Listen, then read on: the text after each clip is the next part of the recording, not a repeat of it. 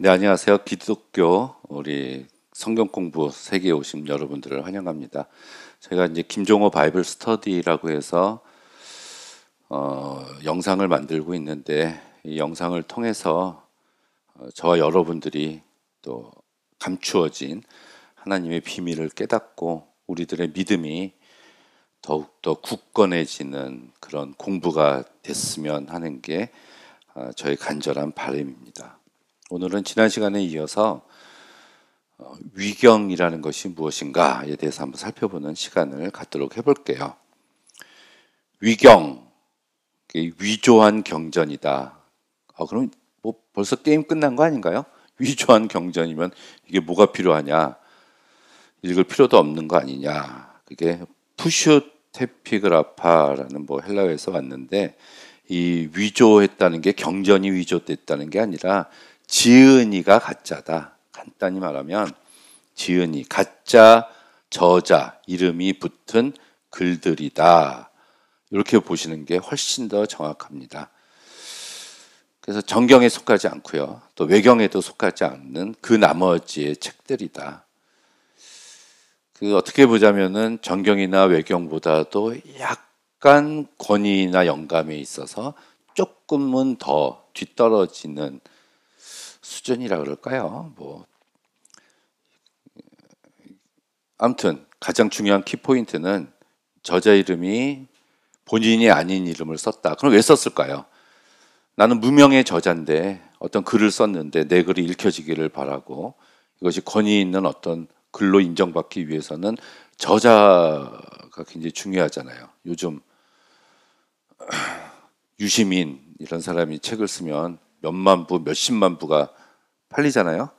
근데 김종호 이런 사람이 책을 쓰면은 그렇게 안 팔립니다. 이것처럼 이 사람들도 자기가 썼음에도 불구하고 에녹이 썼다, 모세가 썼다 이런 식으로 아주 위대한 이사야가 썼다 이런 식으로 저자 이름을 거짓되게 써놓은 책들을 우리가 위경이라고 이야기를 해요. 그래서 거짓되다는 것은 저자의 이름을 가리킨다. 구약성서의 위인들의 이름을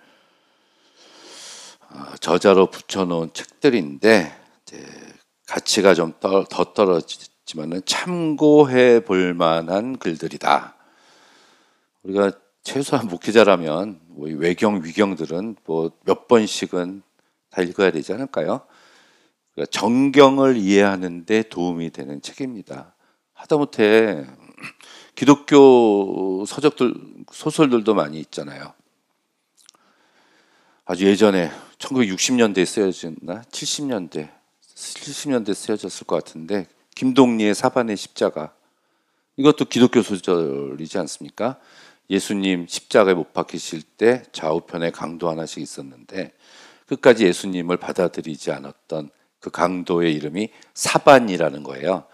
그래서 이제 김동리 씨가 그 사람을 주인공으로 해서 아주 긴 장편 소설을, 그게 제가 알기로는 1970년대로 알고 있습니다. 왜냐하면 제가 80년대 읽었기 때문에 그런 책도 읽으면서 저는 기독교의 가치가 훼손된다거나 믿음이 떨어지지는 않는다고 생각해요. 그 뒤에 나온 책들은 이문열의 사람의 아들, 액자 소설이라 그러죠. 소설 속에도 소설이 있는 거. 이제 민요셉이 주인공이고 조동팔인가 조동기인가 그런 사람이 하고의 얘기인데, 예수님이 40일 동안 광야에서 시험 받을 때 마귀한테 그걸 이문현 씨가 아스페르츠라는 가상의 인물을 등장시켜서 사발의 십자가랑 비슷해요. 그런 식으로 소설을 썼는데 나중에 고백했습니다. 이거는 기독교를 공격하기 위해서 쓴 글은 절대로 아니다. 본인이. 사람의 아들이라는 제목 자체가 뭐예요? 그게 인자잖아요. 인자. 근데 제 청소년기 고등학교 시절에 그 책을 읽고 교회를 떠난 제 친구들이 몇 명 있습니다. 그런 식으로 생각하지 않고 썼대는데 결론은 그렇게 됐다는 얘기죠. 아무튼 떠나기도 하지만 우리는 단련이 돼야 돼요. 그런 걸 통해서 우리의 믿음이 더욱더 굳건해지고 단련돼서 어떠한 악한 원수 마귀들의 공격에도 예? 변함이 없는 그런 믿음을 소유해야 되지 않습니까? 우리 신약 성서에 유다서 있잖아요. 유다서가 그 에녹 일서하고 모세의 승천기라는 그 위경을 1장 9절하고 이제 유다서는 1장밖에 없으니까 14절 15절에 이렇게 인용을 해요. 그럼 신약 성서의 유다서의 저자가 그 위경을 벌써 자기 글에다가 인용했다는 거, 그 유다서가 정경화됐다는 것을 놓고 보면 위경이 그렇게 가치가 없는 책은 아니었을 것이다. 이것도 이제 초기 유대교나 기독교 배경 연구를 위한 중요한 자료다. 성경이 어떻게 해석되었는지를 보여준다. 이것은 초대교회 사도들이 성서를 어떻게 해석했느냐가 중요해요. 우리에게 복음서가 4권이 있지 않습니까? 마태, 마가, 누가, 요한. 그들 각자마다 복음서 해석이 다 틀리잖아요. 그나마 마태, 마가, 누가는 좀 같다 그래서 공간 복음서라고 얘기를 하고, 요한은 완전히 틀린 복음서 해석을 시도하고 있고, 사도 바울이야 뭐 말할 것도 없지 않습니까? 사도 바울은 뭐 정말 애틋해요. 바울을 생각할 때마다.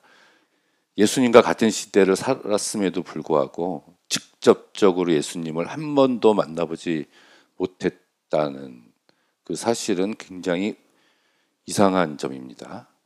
그러니까 하나님이 그런 사람을 들어서 사용하셨다는 거. 그러니까 예수님을 한 번도 본 적이 없는 사람이 사도가 될 수는 없잖아요. 우리가 사도 바울이라고 얘기하지만. 그러니까 로마서 1장 1절, 뭘 갈라디아서 1장 1절, 예수 그리스도의 죽으심으로 사도된 나 바울은, 그러니까 자기가 스스로 내가 사도다 이렇게 얘기를 하거든요. 게바, 베드로나 야고보나 이런 사도들은 사도 바울이 많이 만났다고 얘기를 하는데 예수님은 한 번도 만난 적이 없단 말이에요. 다메섹 도상에서 만난 거 빼고. 그러니까 해석이 다 틀려요. 그러니까 우리가 여러 사람들이 해석해 놓은 것을 보고서 이제 보는 겁니다. 우리가 논문을 하나 쓸 때 만약에 이사야서 6장에 이사야 소명장, 우시아 왕이 죽던 해에 이사야가 소명을 받는 그 본문을 가지고 우리가 논문을 쓴다고 했을 때 제일 첫 번째 하는 작업은 그 이사야 6장을 가지고 써놓은 모든 논문들을 찾아서 먼저 우리가 읽는 거예요. 읽어보고 나서 그 이사야서 6장을 최근에 해석한, 연구한 최근의 신학 흐름을 먼저 보고 그 다음에 내 논지를 이제 주장하는 것이 그 논문을 쓰는 거거든요. 그러니까 첫 번째는 다른 사람들의 해석이 어떠했나. 그렇다면은 유대 시대, 그러니까 예수님 시대 때 성서를 어떻게 해석했나. 그때는 뭐 구전되어진 예수님의 말씀이고 구약 성서는 있었지만 속사도 시대, 그 사도들의 제자를 우리가 속사도라 그러잖아요. 속사도 시대 때는 어떻게 성서를 해석했는가. 그럼 그 초기 교부들은 어떻게 해석했는가. 어거스틴까지도 초기 기독교 시대, 또 중세 시대 때는 어떻게 성서를 해석했는가. 이런 것을 우리가 다 보고 나서 또 우리가 또 성서를 또 해석해야 되지 않을까 이렇게 생각을 합니다. 위경에 대한 책들은 되게 많아요. 최대로 잡으면 65권까지 있다. 이거는 구약에만 해당되는 거고요. 신약도 무진장 많습니다. 뭐 수십 권, 수백 권인데 뭐 파피루스 단편들까지 포함하면은 엄청나게 많다고 봐야 돼요. 그래서 이제 구약의 유명한 인물들이 받은 묵시라 하는 책들이 있는가 하면 구약에 있는 내용을 다시 고쳐 쓰거나 확장한 것도 있고 다윗의 시편을 본따서 지은 시들도 있고 또 욥기나 잠언 전도서 같은 지혜 문학 형식도 있고 구약에서 궁금했었던 내용들 낙원이나 아담과 하와 멜기세덱 아브라함이 그 11조를 바쳤다는 이런 사람들에 대한 조금은 근거가 없는 전설적인 그런 재미있는 이런 이야기들도 이제 많이 다루고 있습니다. 굉장히 많아요. 이게 묵시문학 형태를 띈 게 에녹 1서, 에녹 2서, 에녹 3서. 에녹이 뭐 글을 썼겠어요? 에녹이 몇 대 손이죠?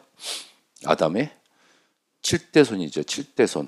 죽지 않고 하늘로 올라간 사람. 그러니까 엘리야도 그렇게 올라갔죠. 이제 두 명만 나오는데 예수님도 죽으셨는데 죽었다 살아나셔서 올라가셨지만, 그러니까 에녹이라는 인물은 유대인들에게 있어서는 그야말로 전설적인 인물이라고 봐야 돼요. 그러니까 이 사람 이름이 들어간 이런 위경들이 있는 거고, 아까 외경에 바룩서에 2서, 3서, 또 에스라 4서, 아담의 묵시록. 아담도 글을 썼어요, 여러분.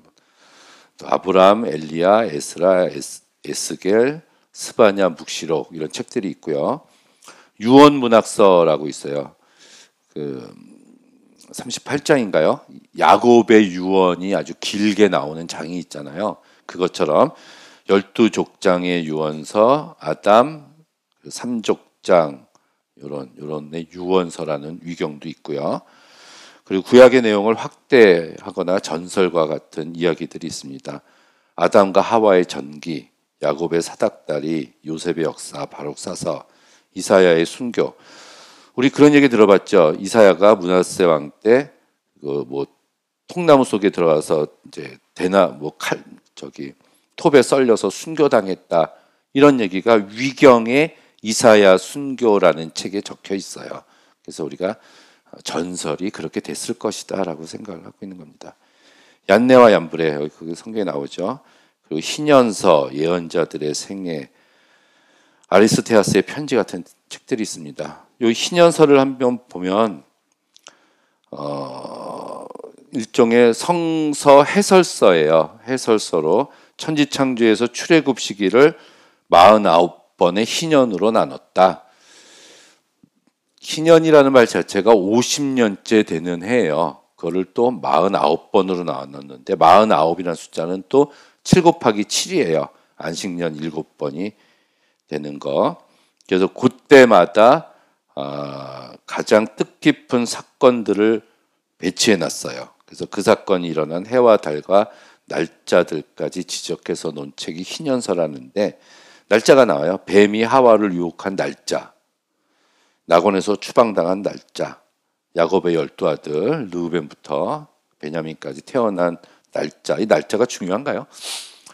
이제 이런 기록들 같은 것들을 우리가 희년서라고 얘기하고, 지혜나 철학 문헌으로 마카비, 아까 3서, 4서, 뭐 아히카르서 이런 거 있고, 기도시 같은 것도 있습니다. 야곱의 기도, 요셉의 기도, 므낫세의 기도, 솔로몬 시편. 이 므낫세의 기도는 므낫세 아들이 누구죠? 요시야잖아요. 요시야. 근데 요시야는 이제 유대인들이 이제 가장 위대하게 생각하는 왕이 그 요시야 왕이에요. 열왕기하 22장, 23장을 읽어보면은 요시야 왕 같이 마음을 다하고 뜻을 다하고 성품을 다해서 하나님을 섬긴 왕은 요시야 왕 이전에도 없었고 이후에도 없었다, 이렇게 나오거든요. 그럼 이전에 다윗이라는 왕도 있었는데, 근데 그 구절을 놓고 보면은 요시야 왕이 이제 가장 위대했는데 609년에 애굽 왕 바로 느고한테 그냥 쉽게 그냥 죽임을 당해요. 근데 이제 요시야가 그렇게 이제 좋은 왕이었다고 얘기를 하려면은 그 위에 요시야 왕의 아버지는 아몬이었거든요. 근데 금방 2년 만에 죽었고 그 위가 므낫세예요. 근데 그 위가 히스기야거든. 그러니까 히스기야도 선한 왕이라고 얘기를 하잖아요. 그러니까 히스기야의 손자이자 증손자가 되고 므낫세의 손자가 되는 이 요시야 왕에 대한 이야기를 하려고 하다 보니까 또 므낫세가 너무 나쁜 왕이 되면은 안 된다는 얘기예요. 우리가 악한 왕의 대명사로 므낫세 왕을 얘기를 하지만, 그래서 므낫세의 기도를 보면은 바벨론의 포로로 잡혀가 가지고 거기서 회개하고 막 눈물로 회개하고 하나님께 용서를 구해서 하나님이 용서해 주셨다, 뭐 그런 기도문이 나옵니다. 므낫세가 회개했다. 그래서 뭐 이런 위경의 므낫세 기도 같은 책의 목적도 사실은 우리가 누구든지 어떤 죄를 지었든지 간에 하나님 앞에 회개하면 하나님께서 그 기도를 들어주신다. 이런 신학적인 메시지를 가지고 있다고 보면 돼요. 제가 여기 써놨네요. 개인 탄원시가 된다는 거. 우리가 시편 보면은 뭐 찬양시, 탄원시, 뭐 집단 탄원시가 많죠. 므낫세 왕이 포로로 바벨론에 끌려가서 거기서 회개하는 내용이다. 그래서 아무리 사악한 죄를 지은 사람이라도 하나님께 죄를 솔직히 고백하고 용서를 구하면 하나님께서 들어주신다. 요 얘기입니다. 위경은 이 초기 유대인들도 이제 영감받은 책으로 여겼습니다. 그렇지만 지금은 절대로 아니고요. 이건 카톨릭도 인정하고 있지 않고요.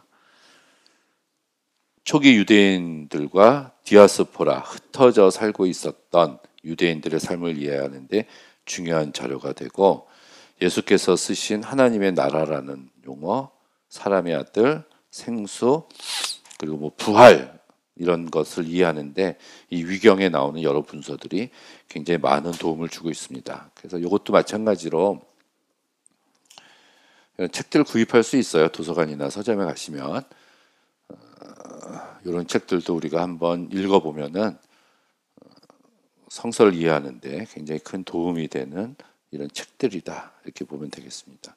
오늘 위경은 여기까지 이제 하도록 하겠습니다.